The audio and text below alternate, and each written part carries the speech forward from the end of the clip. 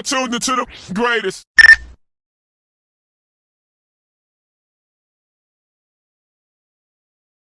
Good morning, good evening, good afternoon, whatever this message reaches you. Listen to another episode of 6 from the podcast. I am your 5'9" host with sophisticated ignorance. Uncle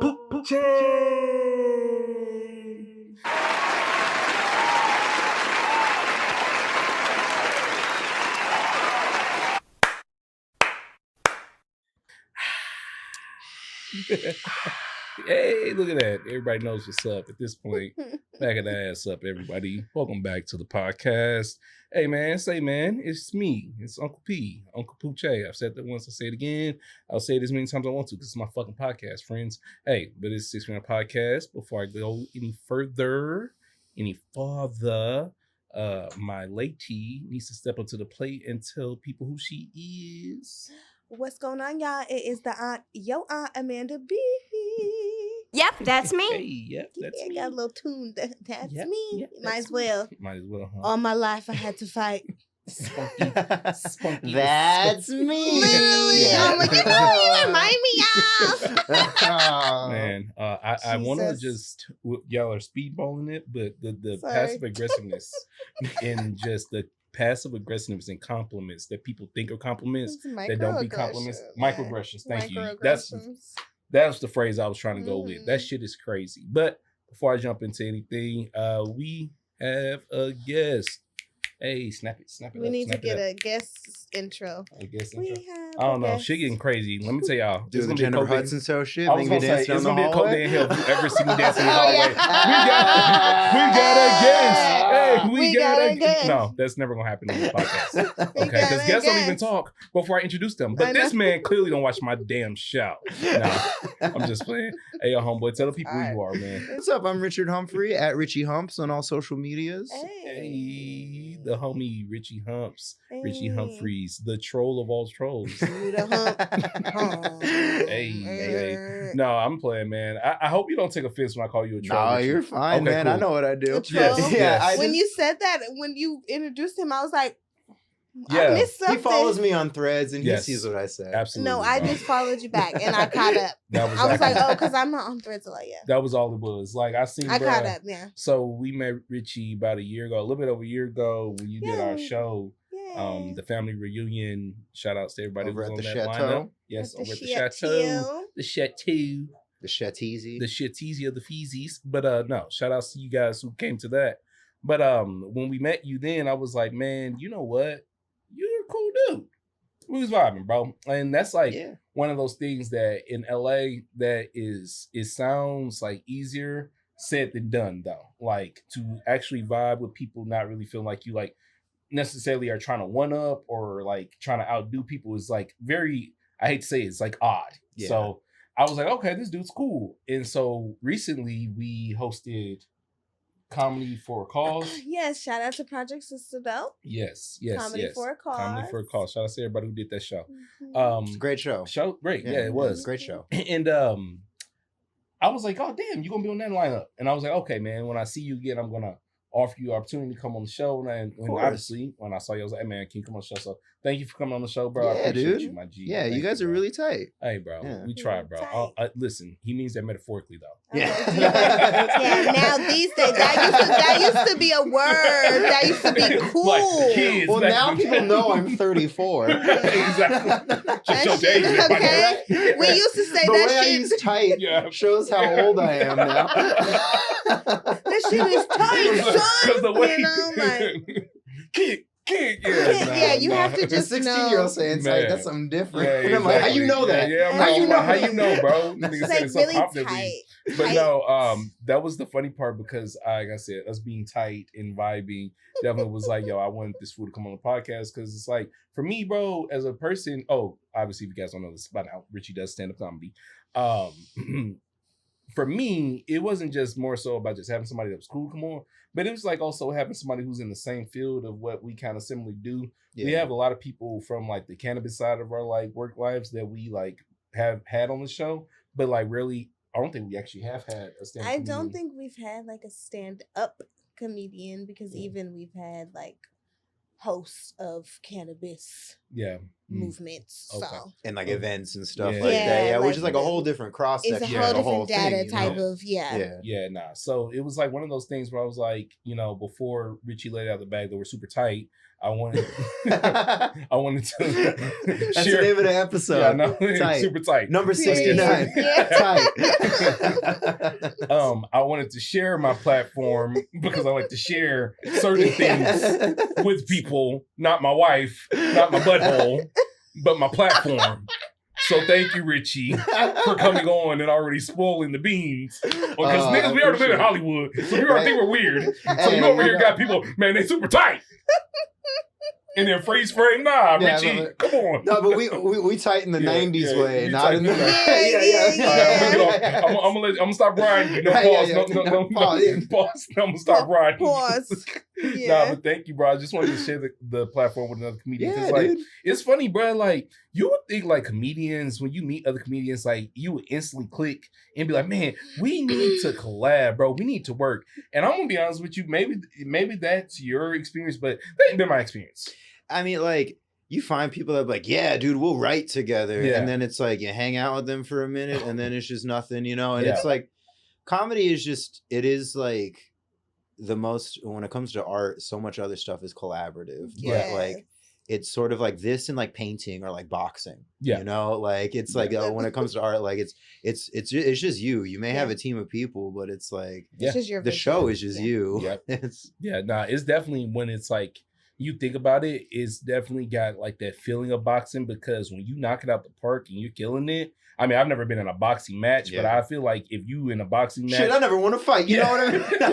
Like, I was got my ass whooped. Nah, but it's like I would imagine if I was in there night and just Mike Tyson knocking motherfuckers out like it was the 80s, I would feel exactly how I feel when I am on a stage and I am getting people to laugh. Like it's damn near like God. Like Yeah. I understand why people have big complexes. Well, and it's like that thing of like, because stand-up comedy has this weird spectrum of Yeah. the lowest barrier of entry Yeah, to like do it, absolutely. but also just like the lowest pay scale, even when you get to the top. Absolutely. So it just like sucks on both ends sometimes. Mhm. But like, And then well, when you do it, it's because you love it. yes. And well, the people do it well because Yes. then it gets to that point where it's like you're a comedian who kind of just does something because audiences like it. Yes. And those people branch off and they may get like a bigger check like right now, but in the long run, then they like are the ones that are like, what happened to that guy? Absolutely. But if you just do shit because you like it and you want to build a community of people because you like it, that's just like why you do art, you know? Yeah. Like when I do stand-up comedy, I want like moments where it's just like it was so funny, but you had to be there, dude. Yeah. Absolutely. You know, like I want a you had to be Absolutely. there moment every Yeah. time I'm on Yeah. stage because that's just that's like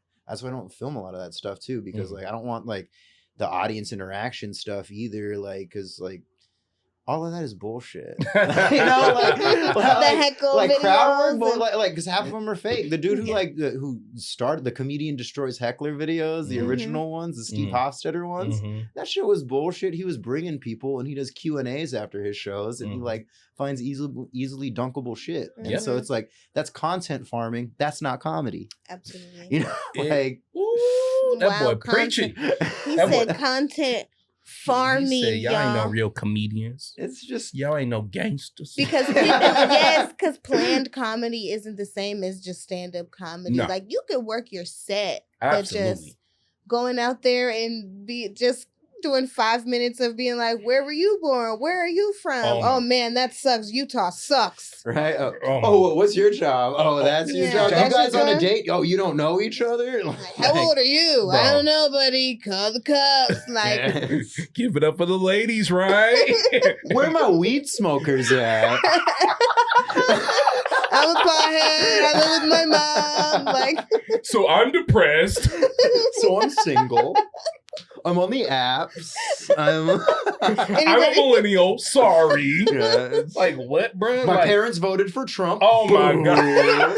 so I now live in a Yeah. 400 square foot box. Oh my God, bro. Yeah, Yeah. Nah, it is really funny because literally everything we just said, if you wanted to build a career off of those subject matters, you totally could. Yeah. You totally could. And it's like, if Yeah, that- Matt Rife has a book right now, bro. Absolutely, bro. If Damn, you where wanna- have I been? man, A working book? on your own Yeah. book. Jesus. expensive. I Yeah. know mean, that I'm man not can dogging. read. Bro, I mean, I have somebody's book in my Bruh purse right has now, a but book, and he just bought. It was like one of the haunted houses. No, he bought. So the Warrens, the people that all the Conjuring are Yeah. based off, Oh, he yeah. bought their whole library Yes. of creepy shit. Like he owns the Annabelle doll. Talk about getting paid. What kind of stand-up Talk comedian about- needs to own the Annabelle doll? Because- Bro, that's what I'm saying. Because he tried, like you said, it's a ownership. hit.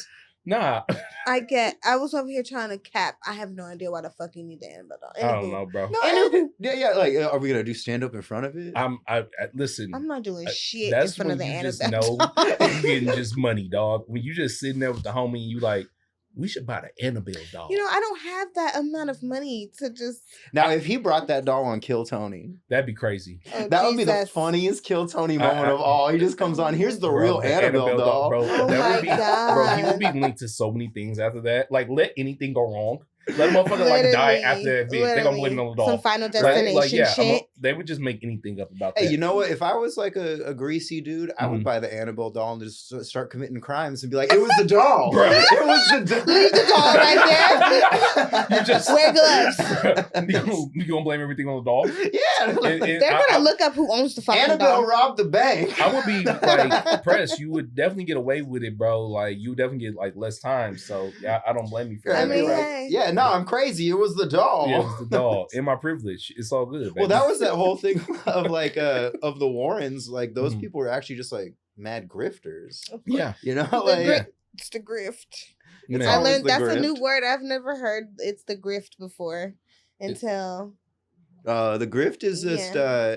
is when is the scam. It's Yeah. like no, I yeah. use my context clues Yeah, for yeah, sure, yeah. absolutely. Okay. But yeah, I'm but just- grifters are like people who sell you snake oil salesmen. Absolutely. You know, Correct, like that type okay. of stuff. Like Yeah. they're So, yo, you know what? You're making a great point because I wanted to ask you this both about like snake salesman and stand-up comedy and shit like this.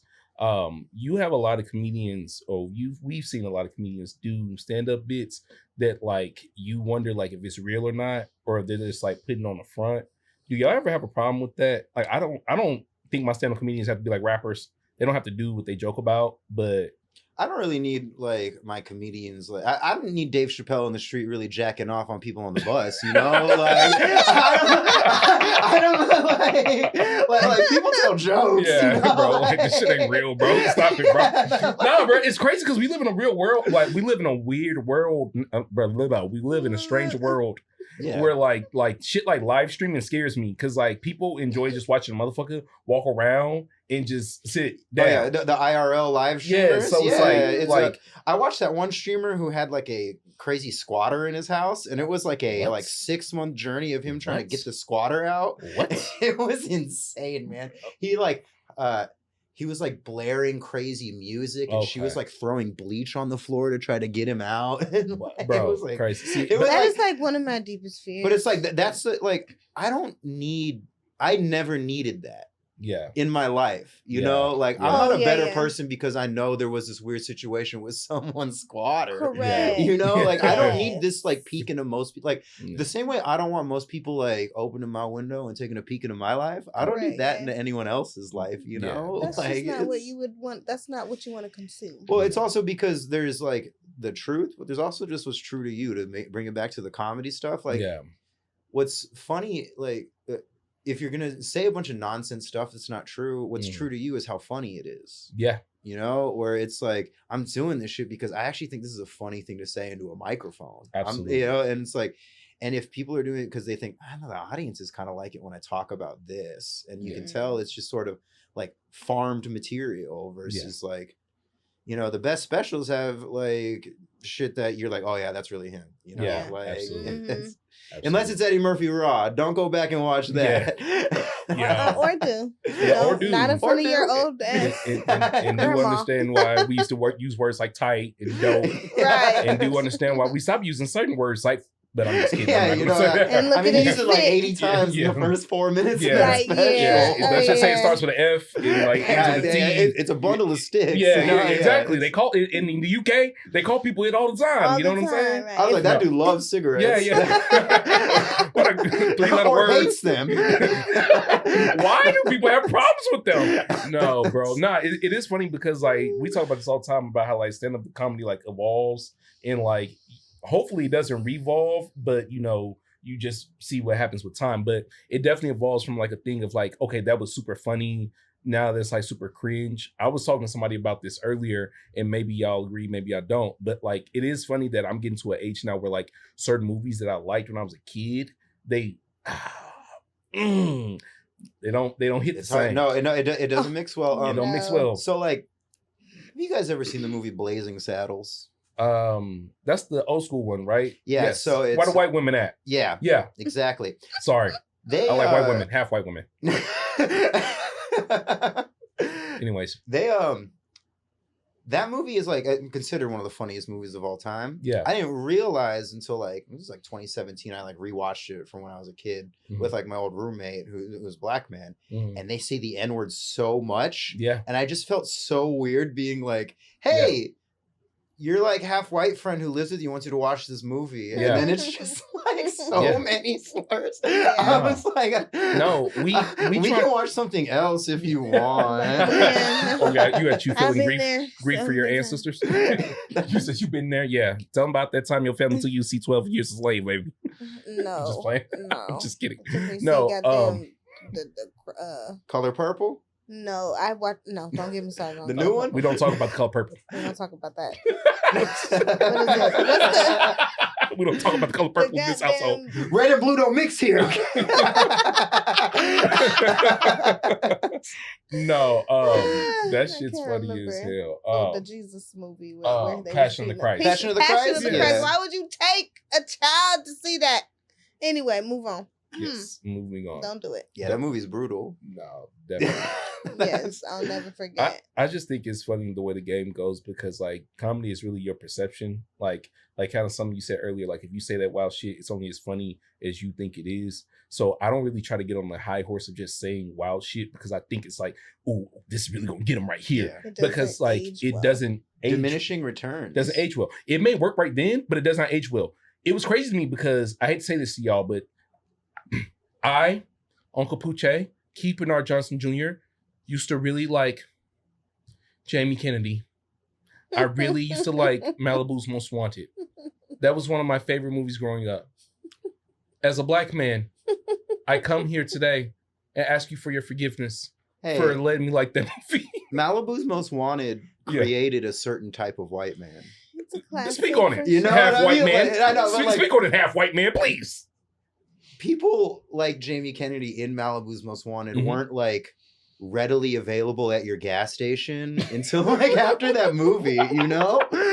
Like, then I'm not white, so I didn't know this. Please. And then all of a sudden you're like buying cigarettes and someone's like, hey mamas, to the woman behind you. and it's a Jamie Kennedy type white. Because he made it okay in the movie. hat and everything, the visor. Yeah, that's up. I'm gonna be honest with you guys. I gotta tell you guys, we got breaking news. This is the first time in 6 years of me partying, a white man has schooled me on something. Thank you. A white person has schooled me on something. I've never been schooled by a white person ever in my life. Really? On my fucking It'll never podcast. happen again. That's why it's called 6 Feet Under. Actually, Bye. yes, I may actually end the fucking show because Whitey is taking over and schooling me on my own shit. Shut the No, hell I'm up. just kidding. Don't cancel us, please. No. He No, doesn't say Whitey all the time. So this is my thing. I say Whitey all the time. I call my roommate White Boy on a my daily. goodness. This is why I said I didn't like the movie now. It's just by the stereo words of me saying Whitey and being uncomfortable. It's like the movie makes me kind of uncomfortable, but you telling me that the representation was real makes me feel a little bit better because I'm not gonna hold you. As a black man now, watching Malibu's Most Wanted, I didn't know what the fuck the representation was. I'm like, when I was 11, the representation was, this is Goofy, and he just looks kind of goofy. And like, what? Don't be hating. Right. Yeah, but then... But we have classic people in there too, like... Yes, the movie in this whole doesn't suck. I didn't say the movie sucks. No, it just like, but also you have to watch it in a vacuum. Yes. Which does suck. Yes. You know, like where Yes. it's just like, nowadays, like, especially because it's with comedy and what we find funny, what we don't find funny now. Yeah. It's, and like, it kind of at 2 a.m., I like watch like a lot of those like older movies and Absolutely. stuff. Like, Absolutely. it's the best time to watch it. But like, you really have to be like, oh yeah, this was like 95. Oh, So, absolutely. you know, Oh, like, absolutely. I hate we skipped over something because we didn't get it in a long time and we haven't started. But we used to watch Sopranos. We've, posted about that all the time, right? I haven't And watched. we haven't gotten to a new TV show yet because that show was heavy. Okay.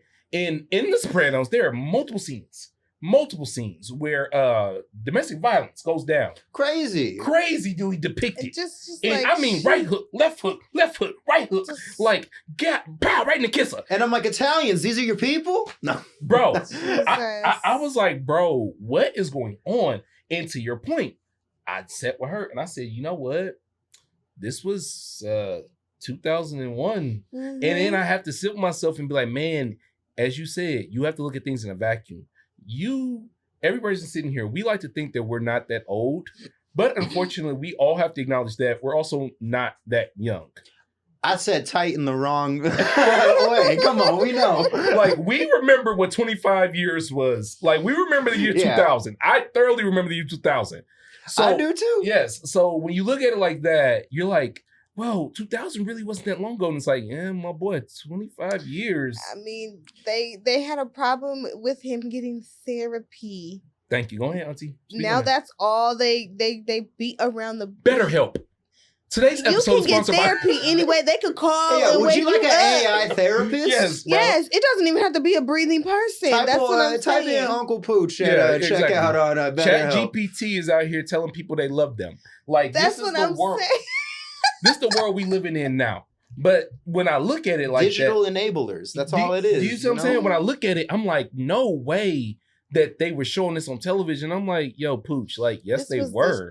This was just, shit. this was they shit. And nobody's like capping for that. Nobody's like saying that was right. And the crazy part about it was they weren't saying it was right then. They were just saying that if you were this type of guy, this is most likely what you were into. Yeah. That's my only issue now. I'm gonna sound crazy as fuck with saying this shit, but that's my only issue now with whitewashing history. Like, I don't think you should like put extra gore, although I'm a fan of movies like Saw and shit like that. I don't think like movies need to be like extra gory to like, retain their to accuracy. nail home the point. Yeah, you know what I'm saying? Like, Yeah. sometimes you're a little on the nose, right? That can be like kind of goofy. But you shouldn't make this shit look like no damn utopia area where everything was just so good. Like, nah, bruh. It was bad. It was real bad. No, stuff sucked. But like, it's a lot of that too. It's we used to get away with like saying a lot more of that Absolutely. stuff. But now comedy's legal, right, guys? Literally. But I think it changed with the way media works, and now we just have crazy violence in a way Yep. we've never had. Yeah. You know, like Yeah. if you showed like like someone from the 70s, just like John Wick, Oh, God. Oh my they would kill God. themselves. That shit is crazy to them, you know? They'd be like, is that what it's like? They kill one Sometimes, person's dog? Sometimes I'm in a movie and I'm just like, if you showed a pilgrim this, like they would shit themselves, bro. Like, A pilgrim. like how do you take a pilgrim to Avatar? Right. You know, For that long and just tell him to sit through that Well, shit. they would be confused by their genealogy at first. They would be like, what the Yeah, fuck are like, you, what sir? the fuck Hold is on, going what is on? this? Like, Yeah, what what is is this talking to this? me? What are these water Samoans? You know, What art thou talking about? Where art thou come from? Oh my goodness. Nah, man. It's I think about like Star Wars was so mind blowing to people So back we- in the day, but yeah. like now we have 45-minute episodes of TV shows that are doing like more than what Star Wars was Absolutely. doing and stuff. Yeah. And we went in a different way of like, instead of like, we censored the way people talk, but we just started showing everyone like crazy violence. Yep. And now like there's 10-year-olds who like kind of know what a dead body looks like. Kinda. You know, or it's like they know what fake cadaver dead bodies look Yeah. like, and it's Yeah. like that, and they see like people getting shot up in movies and stuff, and like Fortnite has guns in it, you Yeah. know, or Oh, it's like like, they're gonna Google it anyway. it's like YouTube it. and all of that stuff happens. They act like these kids aren't Googling the sex stuff either, instead of Exactly. finding nuanced ways to have these conversations. Yeah. But, like, My thing is, that's when you got to break it down to, I'm not a parent. We're not parents. yeah, You okay. So I just work with kids. absolutely. So when you have kids, it is important that you have to talk to them. That's why I asked you earlier about like the realities of stand-up comedy. Do Yeah. you like for your stand-up comedies to talk about what they are about, or is it cool to just kind of go off the cuff and talk? Because stand-up comedy is kind of like a fantasy land job. Like your job is to entertain, is to kind of fabricate into a form, into reform, however the fuck you ism you want to put in there. If there was money, I'm looking right in the camera. Says if there was money in stand-up comedy, every stand-up comedian would not go on and do movies. No, they wouldn't.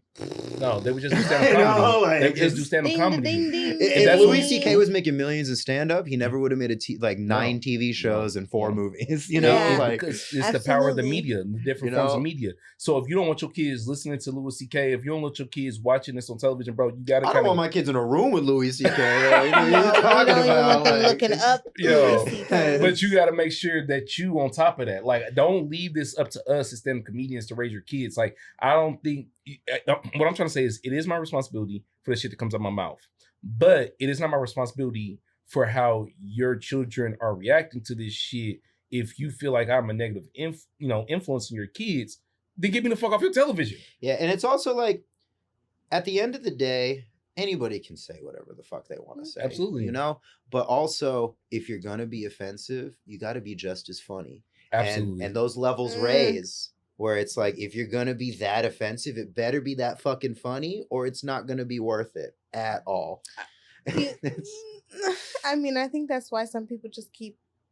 And then they get edgelordy because they're like, hey, I'm challenging the norms because people are uncomfortable. And I'm like, no, like, yeah, art's supposed to make people feel, but like, sometimes if people feel some type of way after, it's not what you were supposed to do. Absolutely. And let's get real. It's like, stand-up comedy as art or stand-up comedy as a platform for ideas. Boom. You know, where it's like propaganda. You know, where it's we're there to like say words and do things. Yeah. Like they're never gonna hang a comedy special in a museum. No. And they never should. No. You know, and this is where he said those words that we can't even say out loud anymore 200 years ago. No, it's funny because what's in the Smithsonian stand-up comedy wise? Only the Eddie Murphy suits. I think so. Right? Yeah. Yes, basically what you wore. Which is made by somebody else. Which is crazy because that was actually where I was about to segue into, like, what you wear. So me and the missus here talk about this all the time, and I understand it. I'm gonna preface it. I understand it. Sex sells. I understand it. Sex sells. But in my opinion, just like that's why he comes out on stage with his nuts out. Yeah, literally just hanging. just hanging brain, just hanging bro. On the nose, right? But call that shit the Liberty Bell. Listen here, brother. Nah, I just feel like with stand-up comedy, you have to find your niche, but you also have to figure out how to not just be selling yourself as the niche. Like, I mean, I ain't trying to start no beef with no comedians. I don't give a fuck about how people, present their comedy. But like, also, comedy beef is over tomorrow. Man. Like, I want to have literally be quiet. It's like who cares? You know, two motherfuckers that do public speaking. Yeah, like humorous public speaking or writing statements to each other. Yeah, it ain't that serious, and comedians know that, and that's why the next week you'll see them at the same show. And it's not that nobody's fake; it's that we stopped caring. And you gotta, you know what? We share such a small ass audience, anyways. Like, what you finna do? You finna do out the pot? Yeah. You finna go make the people come on your side of town? Like, no, bro, that's so dumb. But it is like one of those weird things where I'm just like, I'd be looking at some comedians and I'd be like, yo, what you selling, son? Like, what you selling? Like, because it ain't jokes. You seem like you're selling something else. But hey, it is what it is, bro. Whatever gets you over. Like, I haven't asked you a question in a while. How's your feelings about that? I had to put you on the spot. Now that you're on the spot. What about selling sex in comedy? Yes, ma'am. I mean, as a woman comedian, I feel like it's pretty common now, and I feel like the competition in that makes it a little harder because some people feel like they are better than you because they have more followers than you, because it's all about followers now. Yeah, it's all about media, followers. digital. So of course you're gonna have more followers when your pictures are taken in a certain manner to where sometimes you think I'm dressed like a nun. But again, like he said, get your comedy off however you want to get your comedy off, but I don't want to personally hear it if it falls off in a certain manner, because maybe people don't want to hear that. Maybe they want to have you expand in such a sense. Well, and we grew up on certain women breaking the barrier and talking about that. They had to segue. Well, there's talking about sex on stage, and sex sells in any other way too. Of just like, but I will say, like even like female comedians back in the day were put into a box of you can either like you could be lesbian looking. Or you could be hot. That's what you had. You or you know? could be a house mom like Roseanne. Yeah, like... It was just people smoking, being like, you gotta be one or the other. Absolutely. He ain't lying. I saw Miss Maisel. Miss Maisel, it's all it is. It's a fucking great show. But there was also something interesting of that was sex that was controlled and manipulated by men, and that paycheck was flowing towards these dudes. Absolutely. To put my woke hat on for a minute about it, we have a lot more female comedians. Yeah, put that on. We got a lot more female comedians doing it, but it's also direct to consumer sex at that point, where it's like the person selling you the sex is now actually them. Yeah, you know, which is, I guess, for the better. Yes, because it's their identity. Exactly. And absolutely. So when it comes to that front, it's like, who cares? And you know what? People should be openly talking sexual. They told us we can't do that anymore on TV. Yeah. You know, so we got to do it. We got to do it somewhere. When they censor us on TV, we got to just go on stage and say it after, you know? That's what we were doing anyways beforehand. Yeah, they're going to shut your IG down anyway. No. Like, it's like, what, women can't talk about their active sex life? Well, Dave Chappelle is on at 4 p.m. on Comedy Central doing the jerked off on the bus bit. Like, second time I brought it up, but you know. He's like, I love that bit. Absolutely. And again, you know, but it's an example of like, like women were like till like 2007 like women were put in this box of you could be on a DVD called Women Who Kill, and then that's all you had, that's all ladies. You got, Charlotte. Or have a Roseanne show about being a housewife, you know, or like, and there was, or you get your early career retirement with your Vegas residency, because like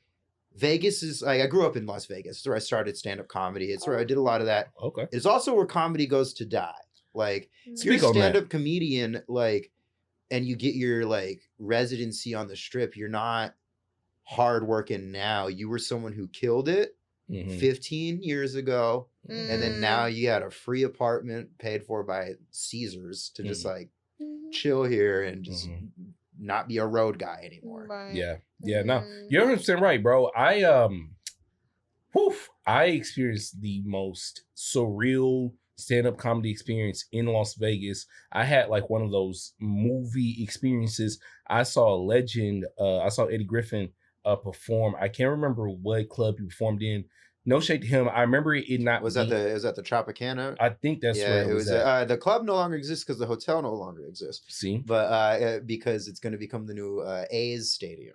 This man, he's from there, so the man knows I know my stuff, but like, I believe that's because Eddie Griffin, he's big out there. Yeah, he's big, and so it was crazy to me. Like, I'm like in my head, like, wow, I've seen this dude on TV. I've seen this guy, like, you know, I've listened to him for years, and I'm like, I love the movie Red Line. Yeah, I fucking love Foolish. That's my shit.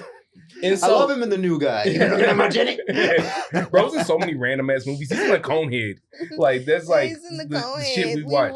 Which is random too, because like the Conehead Rules, Tim Meadows is in there. Super random, but back like just to piggyback just for a second back to a point about watching something old. We watched the old Bad News Bears. And boy, the old Walter Matthau. If you want to watch a movie that makes you feel uncomfortable, watch that motherfucking movie. Boy, they say the hard R. They say everything, and when I say they, I'm talking about the kids. So yeah. Those are actual. And then you watch the remake of Bad News Bears. He goes, "These kids ain't that bad." Yeah, these kids ain't that bad. They ain't that bad. I mean, they just kind of loud. Yeah, they just mouth News Bears. These bitches ain't that. Yeah, but let's remake it. Nah, so you know when they say it's better back in those days, just remember those back in those days meant hard R's. But anyways, I saw Eddie Griffin in Las Vegas.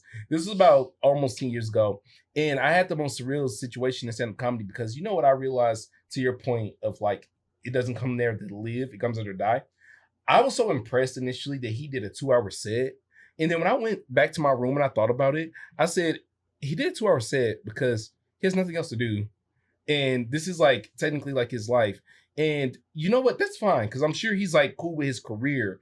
But like, that is quite the odd thing about stand-up comedy. It is not one of those careers where like you live to thrive, you hopefully thrive, you only thrive for like at best maybe 10, maybe if you're lucky. If you're like in a Chris Rock, Dave Chappelle, Bernie Mac, maybe 10, 15, 20 years, that's fucking phenomenal. But most of us ain't gonna get there.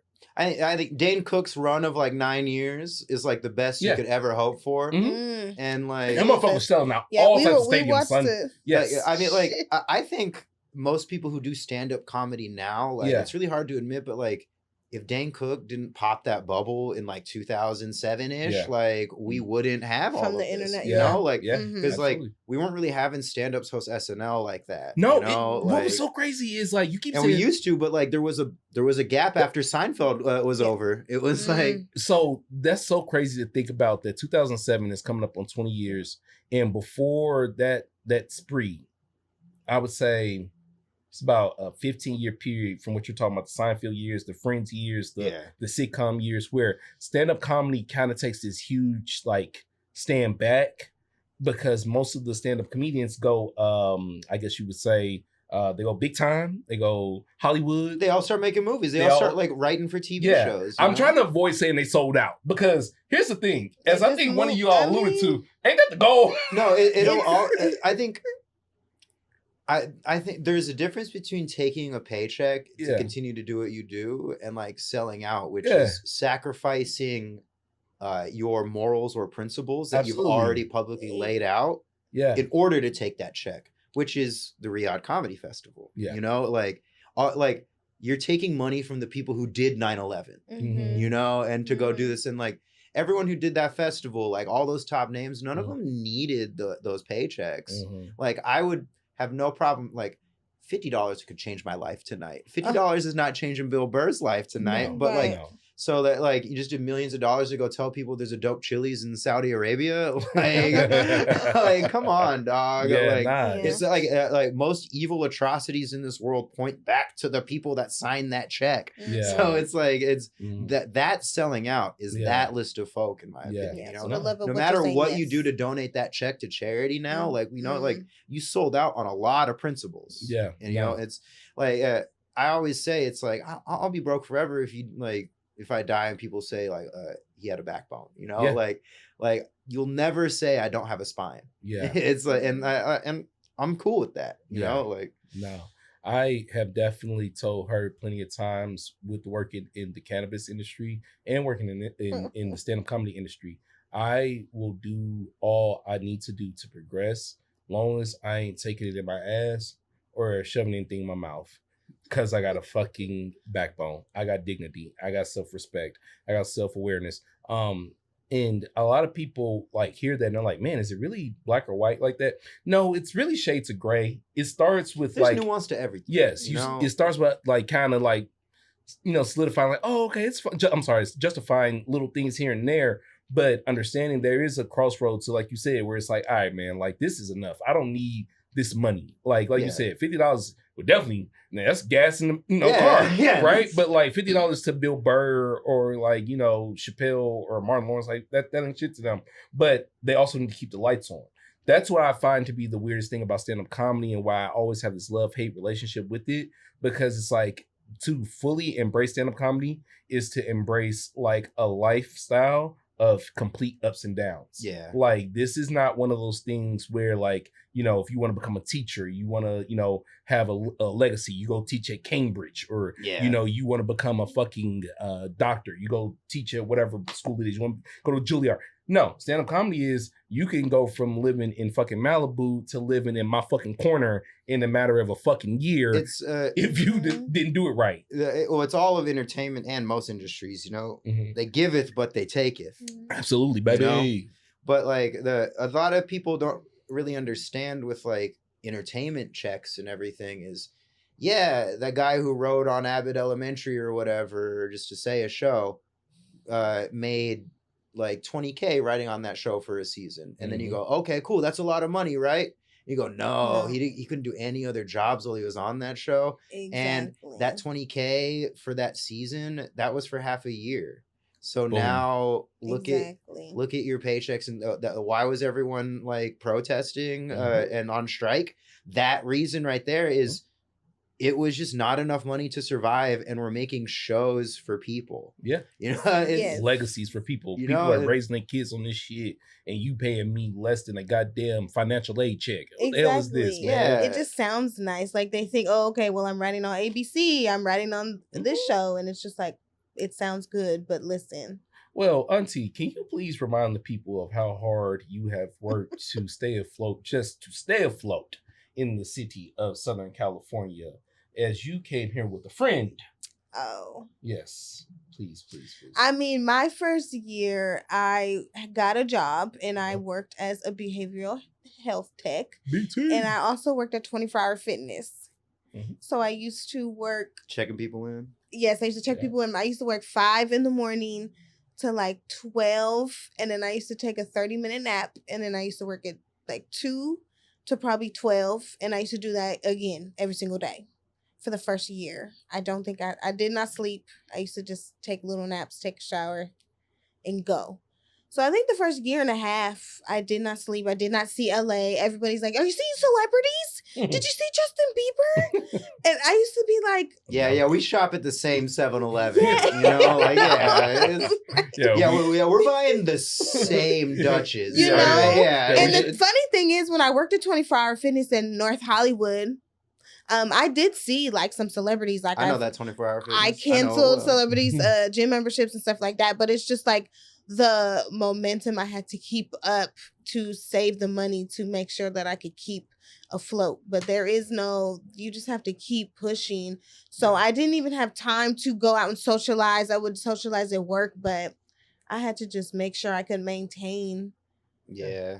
I ask you all that every time just to relate that was a whole year of doing nothing of which you came here to do. Okay? You came here No, but yeah, I to had do to. stand-up comedy and media, and you had to work damn near 800 hours a week just to justify yourself just to solidify yourself being here. And that's how I like view stand-up comedy, bro. It's not one of those things where you're gonna knock it out the park the first week, second week, third week. Nah, you just gotta keep doing it. Keep doing that shit, bro. Yeah. Well, and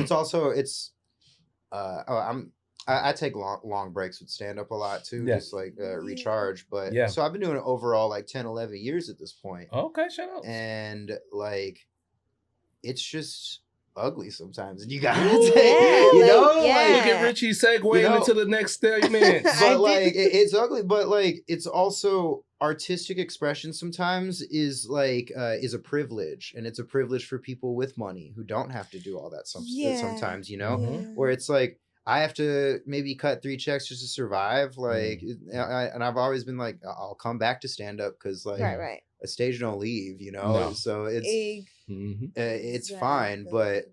I'll never like look down on somebody because they need to go make money Make real money, quick, yeah. Yes, Yeah. because it sucks that we all have to do that. absolutely. And like Yep. it's gonna be great when all the people I know don't have to do that, Yeah. but I'm not there yet. They just said the average home buying age went up to like 56. Absolutely. God It's damn, free. So it's like, so I'm like, God all damn, right, cool. son. I'm renting for the rest of For my the rest life. of my- Man, I mean, when I started seeing they were building homes to rent, they was like, man, fuck it. We know y'all can't afford this shit. I Like, mean, man. And they got Jesus. corporations buying homes Yeah. just so now they can rent them out. Absolutely. to Yeah. folks. Oh, I It's- know. Trust me. Oh. Yeah, they just did it to my parents' house. Yeah, But hold Jesus. on, before we segue into other shit, you talked about stand-up comedy being a brutal grind. Yeah. I remember the first time I officially bombed. She was there. I remember the first time she officially bombed. I was there. Mm-hmm. Can you tell us a little about your time ever bombing, or like what's it like bombing? I mean, I think the thing about bombing is that we didn't realize we were bombing the whole time. Absolutely. And Until it's over. Yeah. there's like the first 6 months of comedy, you go, I killed that set. Oh yeah, every time. I killed that set. You're Every posting on Facebook. I Mhm. killed at that open mic. You're Absolutely. posting, I killed. Everyone come see me. You're Yeah. inviting all your friends to your open mic sets. Oh, You're yeah. doing all this. So you're creating a bubble and you're gaslighting yourself into thinking you're Woo. like super good at this thing. Absolutely. And then you get booked on a show you're not ready for.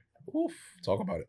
And then you go up there and you do this 5 that just tanks. you know? And because there is some guy was like, hey, you're pretty funny at that mic. You bring a bunch of people. And really, they just booked you because they know you bring people because you're new.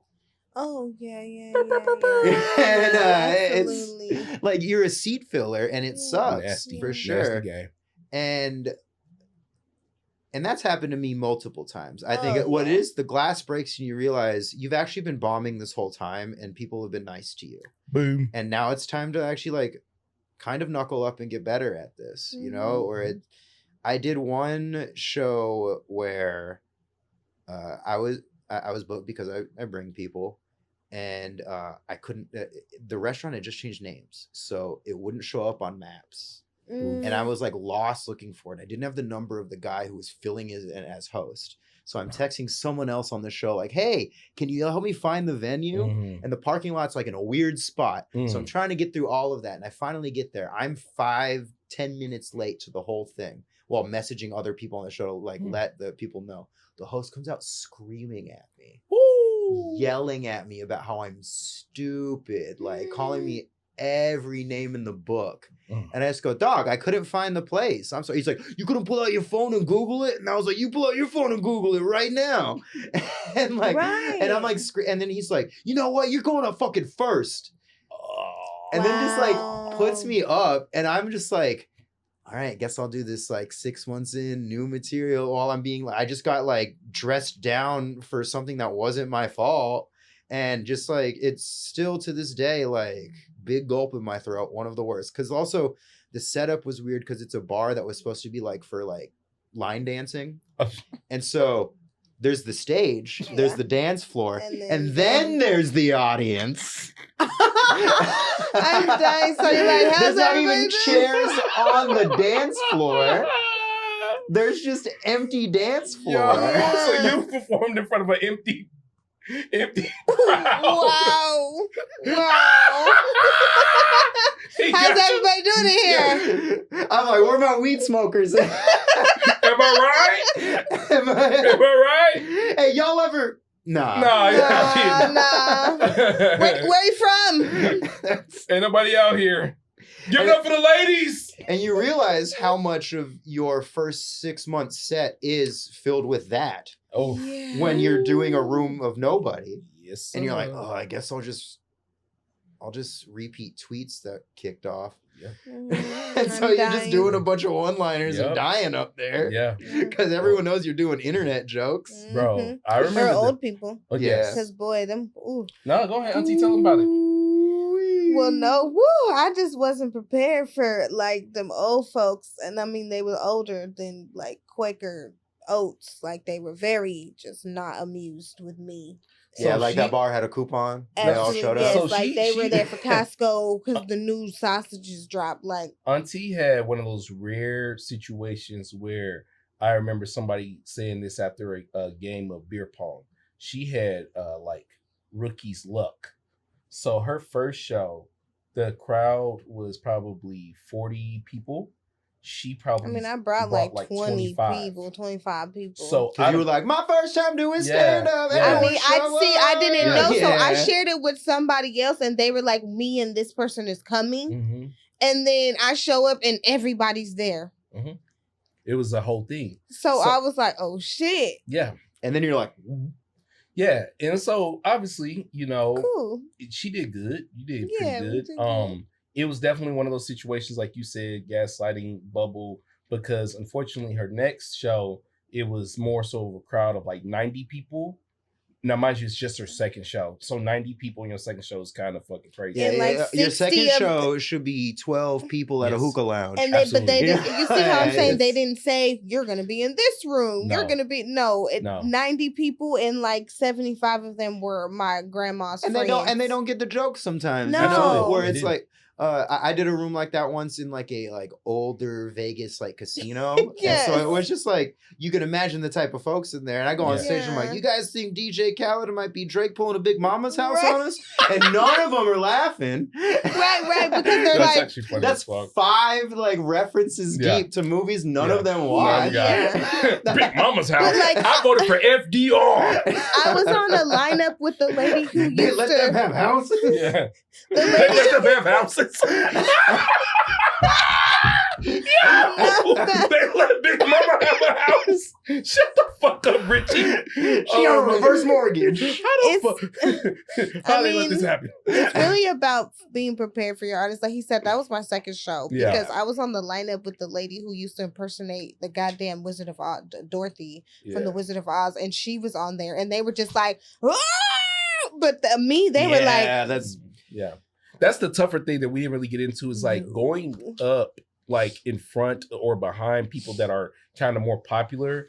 You know, the more you do stand-up comedy, you get more prepared for it. Obviously, you kind of want it in certain ways, but when you're first starting, that is the worst shit in the fucking world. When you're like, the energy of this room is not for me. Absolutely Yeah. You not. know, Yeah. where Yeah, you're wait. like, everyone here is psyched, and Yeah. it's not for the things I'm going to say. They're Absolutely. waiting for the person that's up in the next 5 Absolutely. minutes. Yes. So they're Yeah. on their phone. Yeah. They're doing all this other Yeah. stuff. Mm-hmm. And I think that's like, I always like talk crap on Vegas, like stand up and stuff. But a big thing that like those comedians that like we all learned early on is that like, you got to like crank up this energy and get people's attention because nobody is there for you. No. People weren't even here for stand-up comedy. There just happens to be a mic here while these people are gambling Yep. on video poker at the Yep. bar. Absolutely. So the best like win you can get is a dude turns around. Yeah, You know? So absolutely. it's like Yes. but it also like you end up with just like these loosey-goosey like 5-minute sets instead of having something tight and good, you know? Yeah, Yeah, absolutely. No, it's something you gotta hack it, bro. You gotta practice it. You can't just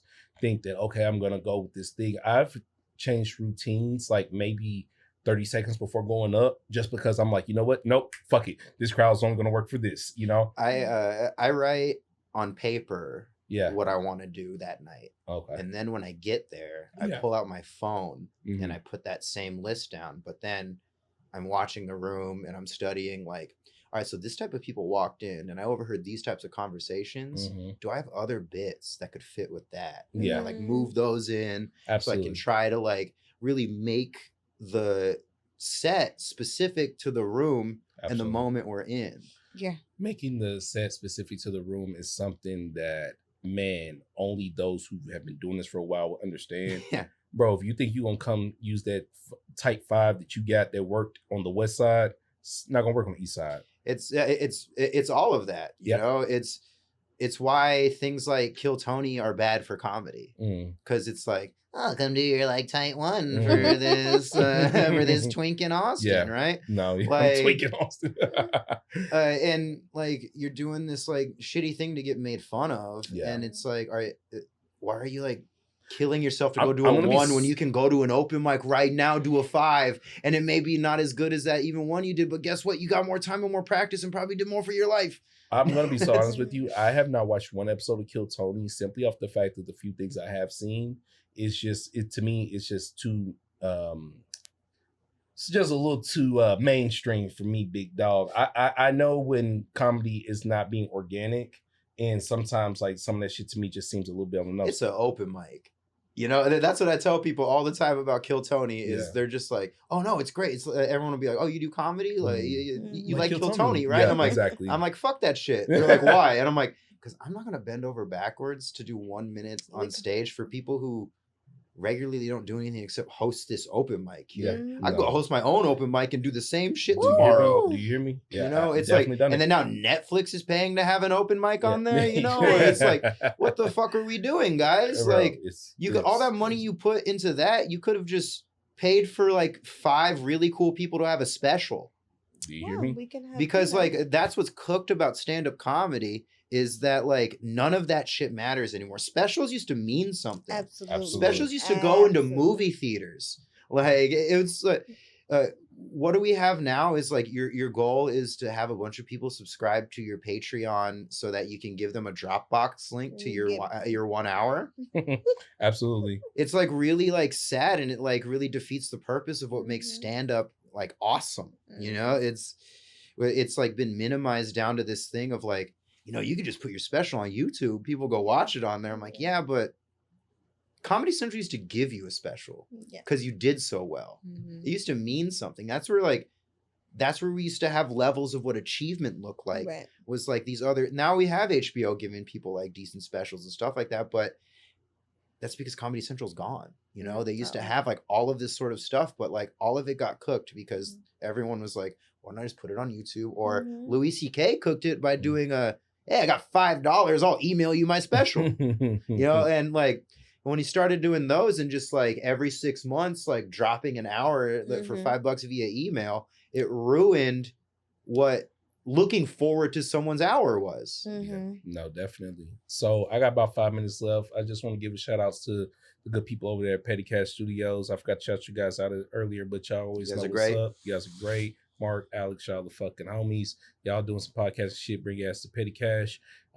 If you guys see on the table, my homeboys at Wafers came out with some concentrate. I'll talk more about that next week. Wafers got concentrate They now? do, man. They do. Snoop But that, Snoop. Is it the stuff in their pens injected into a jar? that's hilarious. It kind of sounds similar with where they may be. Would you listen to my phone calls or something, bro? But no, listen, we got to get up out of here very soon. So I got to ask you 2 questions before you go. Actually, I got to read one listener letter, but I got to ask you one question. Both of you guys, if you could be one comedian, dead or alive, which comedian would that be and why? Go ahead, Auntie. No, I don't. I can't do that. You Okay. said B? Yeah, Can you be? B? What Yeah. comedian would you be, Mhm. dead or alive? Patrice. Patrice O'Neal. Patrice O'Neal. You're my fucking man. That was my Because answer. Everything I've said about comedy is about how it's creating moments that like Absolutely. can't be recreated. And Patrice O'Neal would every set was specific to a room, and then he would destroy that room. Absolutely. He would take a flamethrower to it. Do you remember the and one murk it. when he did the one about the African dude, like whose name? Oh, Tungji or whatever his name is. there's Anyway, there's so many, bro. if someone put a gun to my mom's head, Yes. and you spell restaurant. Oh God, no. R. Or Yeah, like no. just him on like roast where he was like to Anthony Jeselnik, just like Jizm. I'm not remembering him. Galifianakis was the last white guy I was gonna learn. like Patrice was just like, Yeah, no matter what he did, he was funny. You know, Absolutely. and it's just like, yeah, I think to be in that man's shoes when he was like, it's like yeah, it'd be like being in earthquake shoes when he was making rooms shake. absolutely. You know, Crazy, like right? it's crazy. it just those are like that's comedy to me. All right, I got you. Hit you with a listener letter right before we go, Richie. This person wrote out to us and they said that their girl may be cheating on them. Oh, Yes, they want to know why. Because every time their girl goes out of town, she shaves her kitty cat. she shaves it for out of town. Yes. So she needs you to give him some advice. His name is Rodney from up north.